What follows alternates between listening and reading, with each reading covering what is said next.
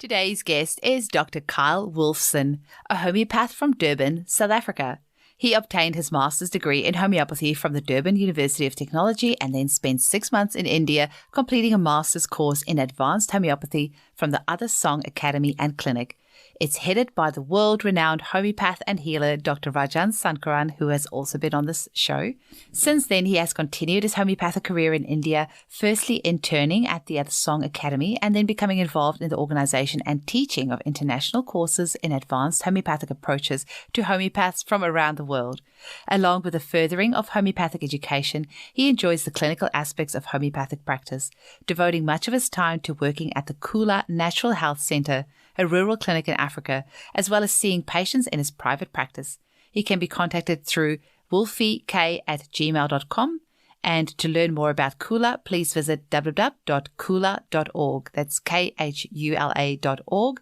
And his email is wulfiek@gmail.com. Enjoy the episode. Welcome to the Homeopathy Hangout, where we discuss all things homeopathy from around the world. And now my mum and your host, Eugenie Kruger. Hello, homies, and a very warm welcome to Homeopathy Hangouts. Today, we speak with Dr. Kyle Wulfsohn, all the way from South Africa. Welcome, Kyle. Thanks very much. En ek het probeer 'n bietjie Afrikaans praat met jou, maar jy sê jy wil nie Afrikaans praat nie, so we'll keep it to English, right? Yes, please. Thanks. Awesome. So I'm from Cape Town originally, and obviously there's a bit more Afrikaans there, but I believe where you're from, there's a bit more, it's more English speaking, right? Yes, definitely. Yeah. I can understand, but I just embarrass myself when I speak it. And regardless of what your first language is in South Africa, because there's, I think, is it 11 official languages, something like that. But hopefully you know all the good swear words, because we've got some great swear words in Afrikaans. Yes, I know those. You really do. Now, Kyle, can you tell our listeners a little bit about how you were first introduced to homeopathy? Sure.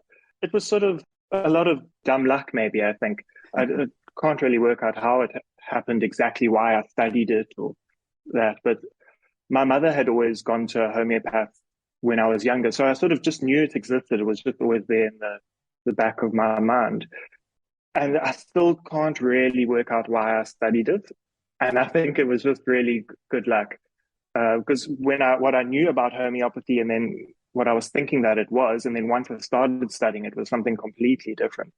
And just luckily, I really loved it. It could have gone badly, I think. That's really cool. Well, obviously you were meant to do it. Now, tell us a little bit, because the training in South Africa is actually very different to what, I studied in New Zealand, but your training is very different. And from what I understand, your first couple of years, you actually study alongside the medical students, because we've just realized before that Ruth Hull, who's been on the podcast twice now, she actually graduated a couple of years before you in South Africa. But tell us a little bit about the training in South Africa, because it is quite different to what we have over here. It is quite an interesting system. I think it's closest to sort of the Indian university system.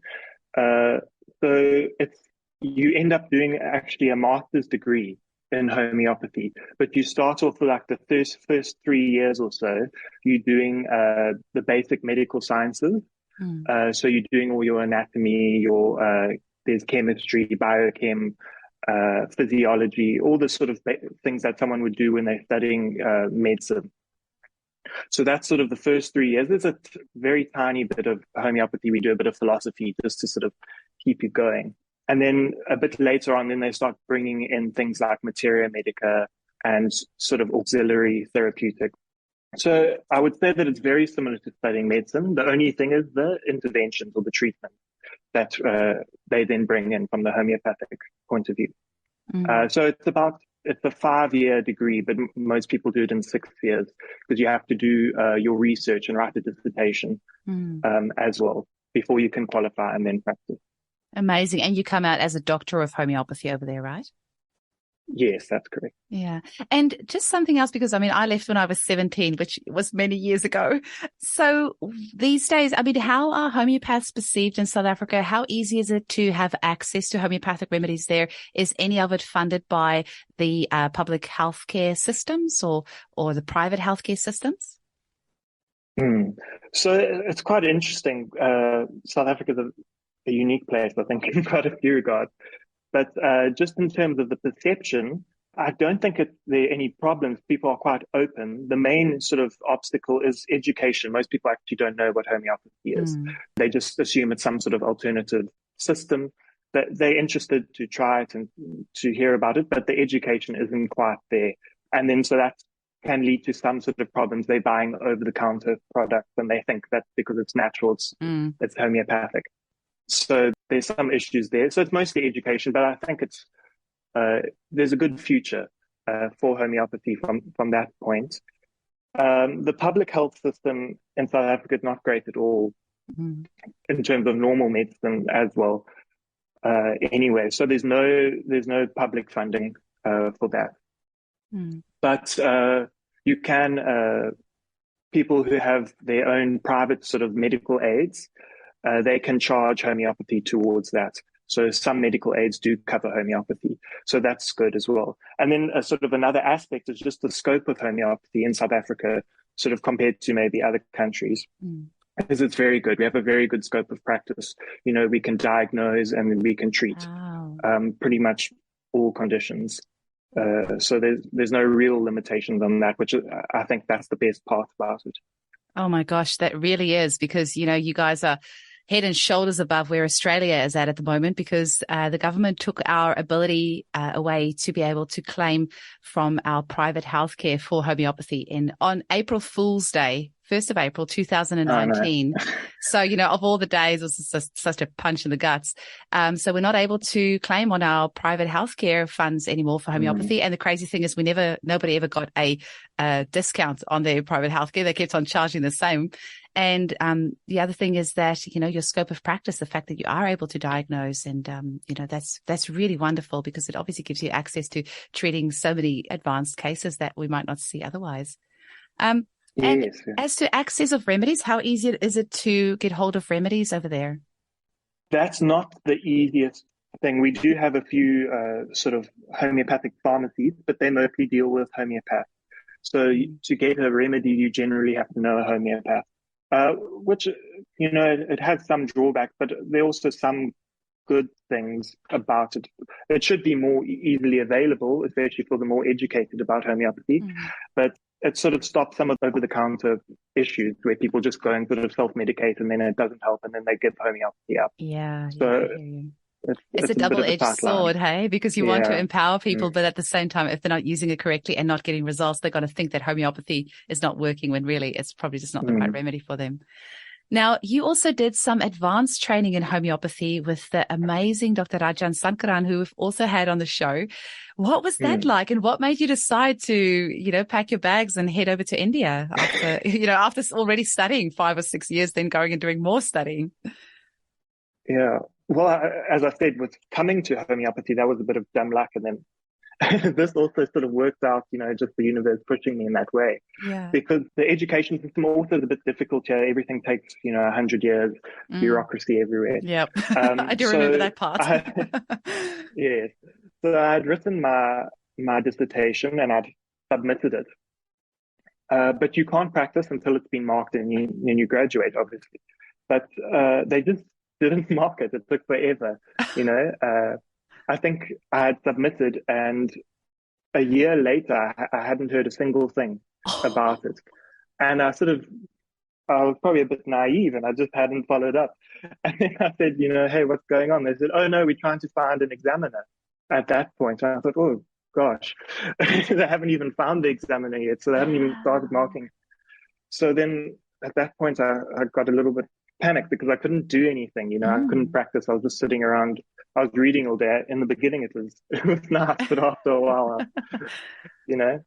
So then I started to look around and say, you know, what can I do in the meantime? So I thought about different things. I thought maybe I'd go and do like Ayurveda or, you know, something just to add to what I already know. But then I thought, well, actually, I'm a homeopath. Maybe I should be a better homeopath first. And so I'd read all Dr. Sankaran's books.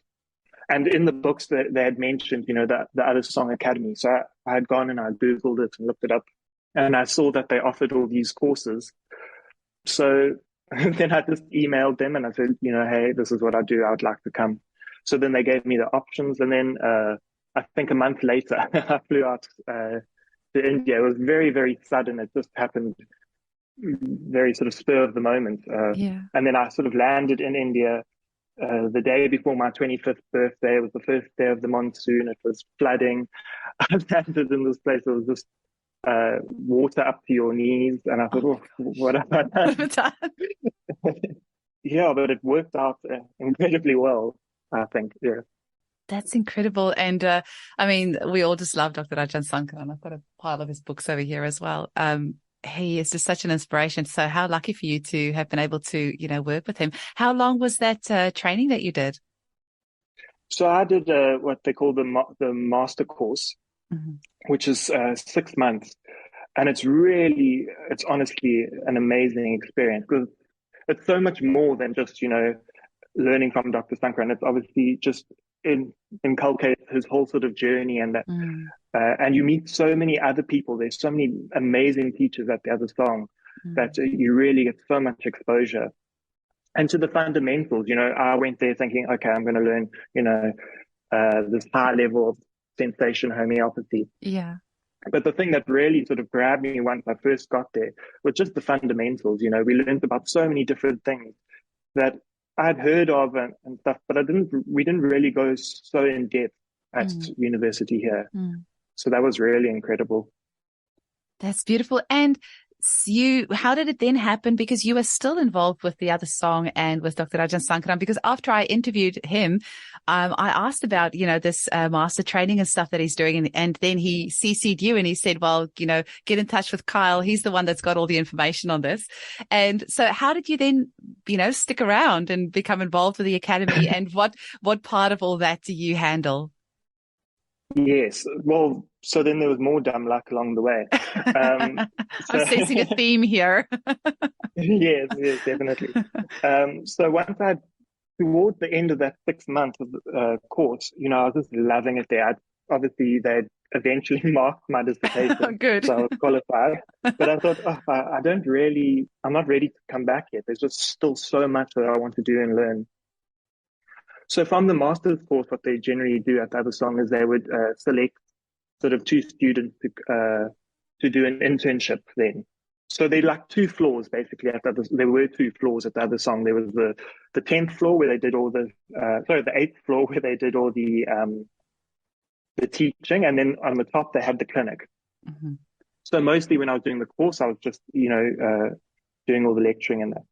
But then I asked them if they would let me be part of this internship, if they would consider me. So they spoke about it and then they said, okay, we'd like to have you. If you want to stay, we can find a place for you. Wow. So then I stayed on and I did my internship there. So then I was basically in the clinic for 6 months. But towards the end of that, COVID happened. And so I was there, and actually also you meant to have 6 months on your passport from the end of your travel for the ticket. But they actually just let me through. I think I had maybe 3 months, like it was very close. And then, I don't know why they let me through, but it was an accident. So then while I was there, during COVID, my passport expired and my visa expired. Oh my God. And trying to get a South African passport renewed is just, that's nightmare. Yes. But actually I didn't try very hard, I must be honest. Okay. I was quite happy. I was really enjoying where I was staying. I was just loving it. So I got really involved then during COVID because there was all this other stuff that was going on. They were asking me to help out with this, with that. And then suddenly, because Dr. Sankaran couldn't travel, various groups had asked him if he would do like Zoom teaching. So we had been sort of interacting a bit towards the end of that period. So then he said to me, would you like to help? You can organize and set the curriculum and do that. So then that's how I sort of snuck into that avenue then. Yeah. Amazing. And What is it about this, empowering homeopaths to be better prescribers that gets you excited? Because, or maybe it doesn't, maybe you were just thrown into it, but I think you mentioned before that it is something that you are quite passionate about, is actually helping homeopaths be better homeopaths. What is it that you enjoy about it? And tell us a little bit more about your work there. I think there is a portion that's slightly selfish. I must admit that I really want to be better in education. So the more courses we do, the more I learn. Oh, of course. Because I get a front row seat.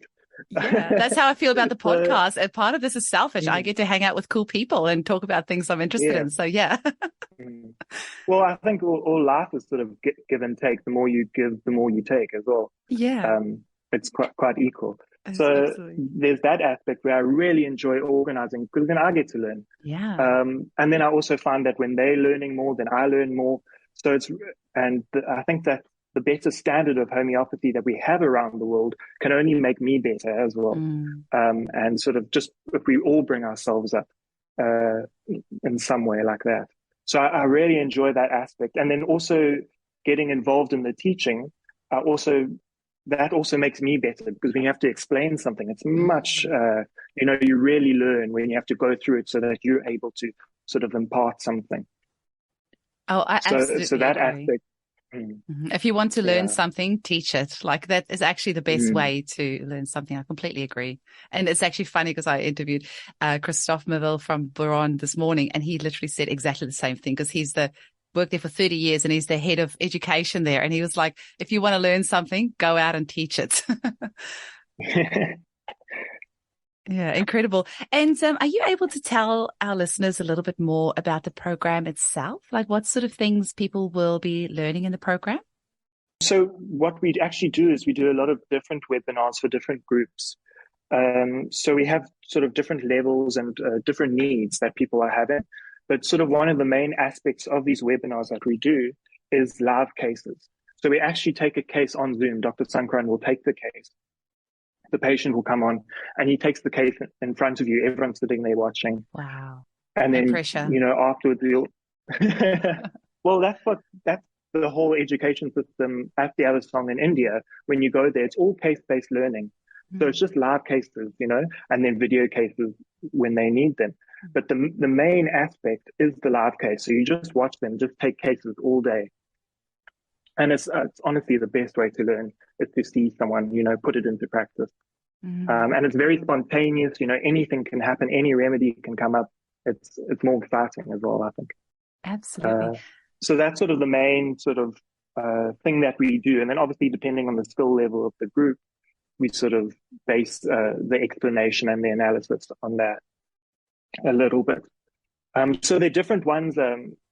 We have groups everywhere. And some people I know, all these people who communicate with me about these things, they all attend, literally every group. They'll say, oh, when's the next webinar for a different group? And they come and they attend, because there's just so much to take away from. It's really incredible. How cool. Now, it seems that eventually you did make it back to South Africa, because you're in Durban at the moment, right? So how did your journey lead you back home? Well, eventually I had to get a new passport, because I was worried then I might be sort of kicked out and never to return to India. And that's my ultimate goal, is to get back there. Yeah. So I didn't want to upset anyone. So I did get my passport, and then eventually I managed to get out. But I sort of got my foot in the door at that point, so I was okay to leave. So you're good to go then. Amazing. Yes, yeah.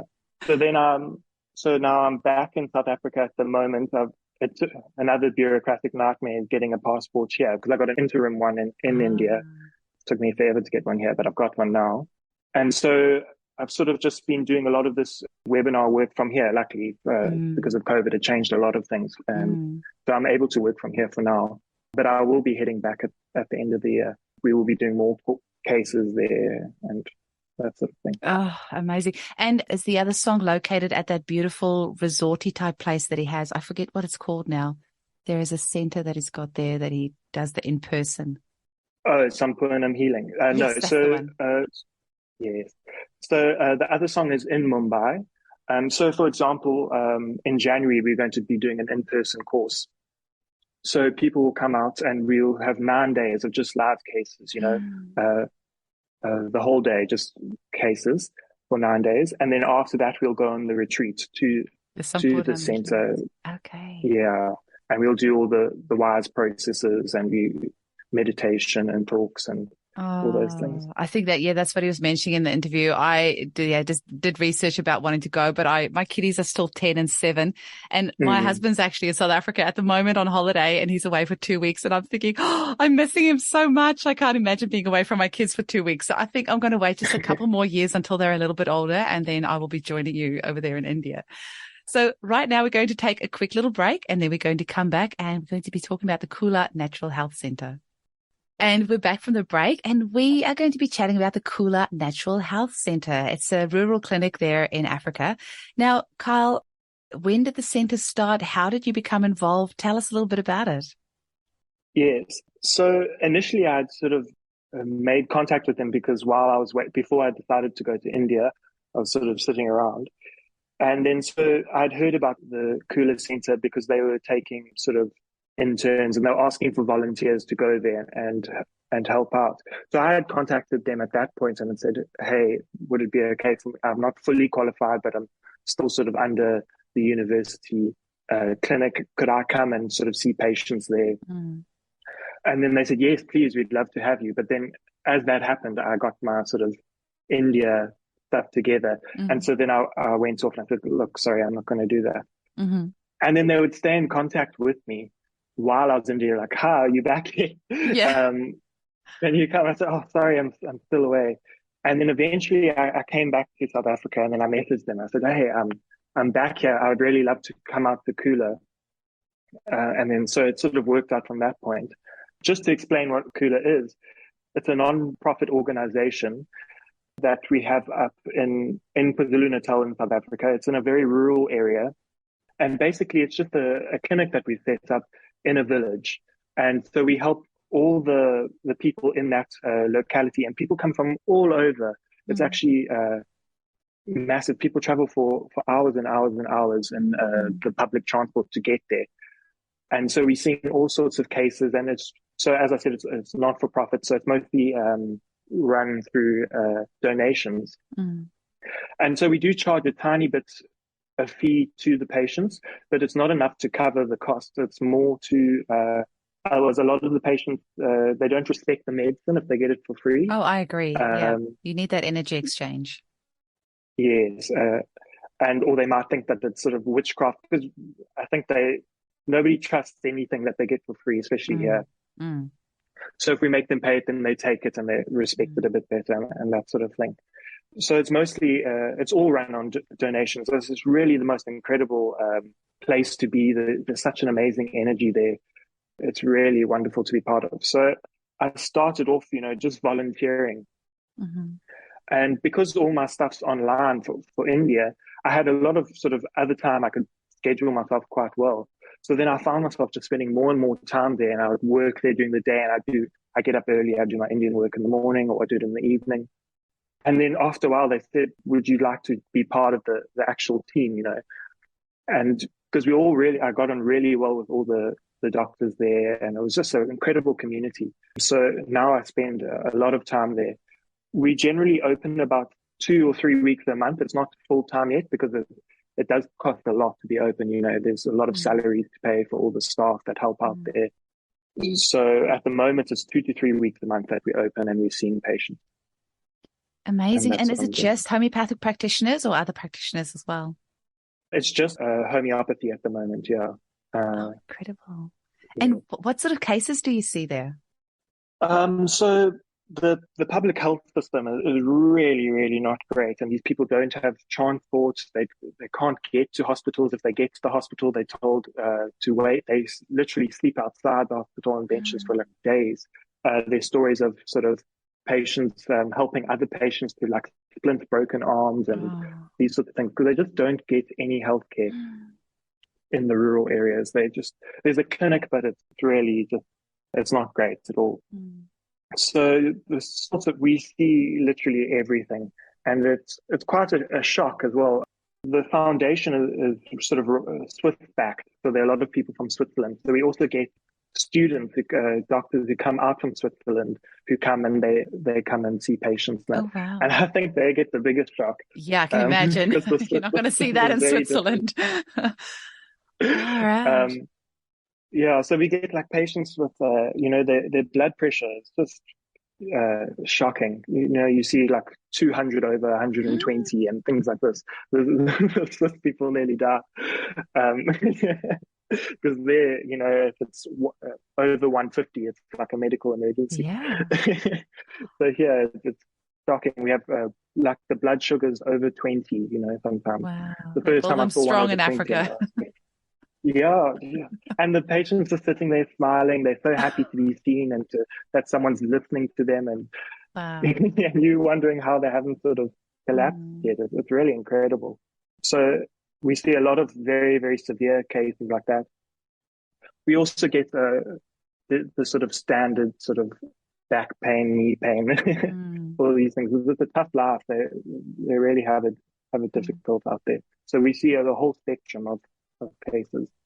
Wow. And I mean, most people in South Africa speak English, hey? So do you ever need a translator, or do most of them speak English? Oh, they hardly speak any English. Oh, it's really? very rural. Okay. Yeah. Yeah.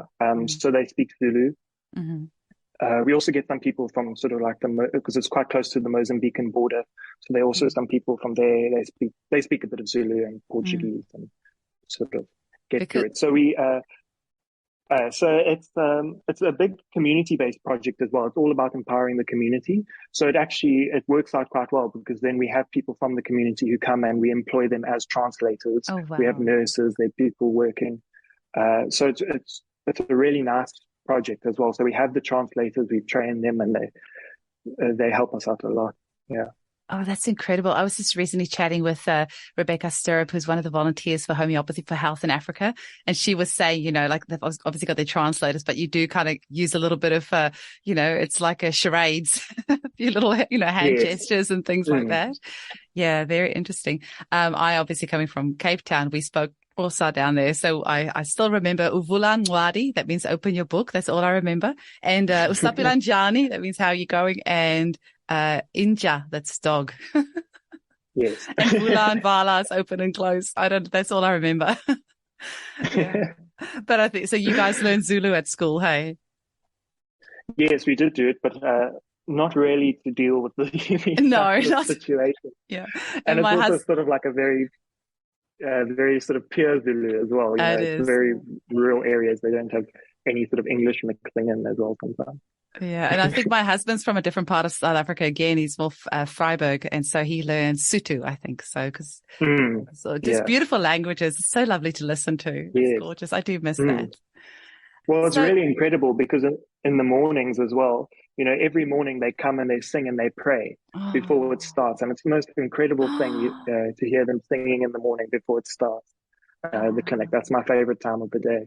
I wonder if they would ever let you, culturally, I don't know what the, rules are, but it would be amazing to take a video sometime and we can upload it onto the YouTube channel for our listeners to see, or maybe even one day do like a little live, video when you're out there, like we've done with Rebecca, just so people can see what's happening, and just seeing where homeopathy is reaching and all the different people there. No, we can definitely do that. They love, giving testimonials and videos. They love that. Oh, cool.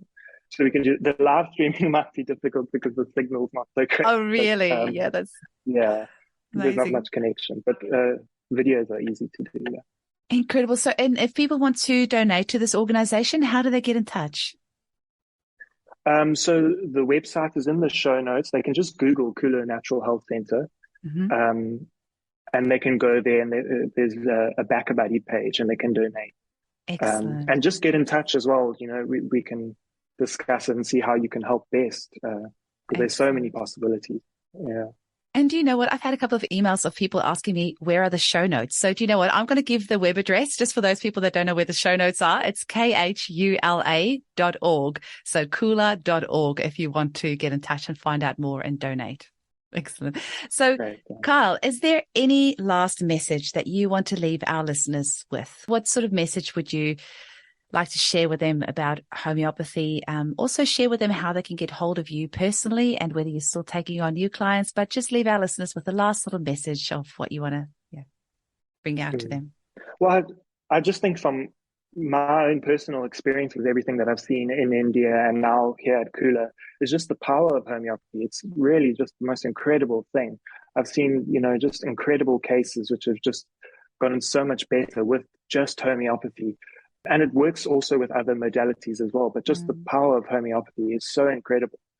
And especially to the homeopaths, I really encourage them to invest in themselves and to educate themselves as much as they can to be the best homeopath that Mm. they can be. And I think it's really such a rewarding job. The more you learn, the more rewarding it is. It's really incredible.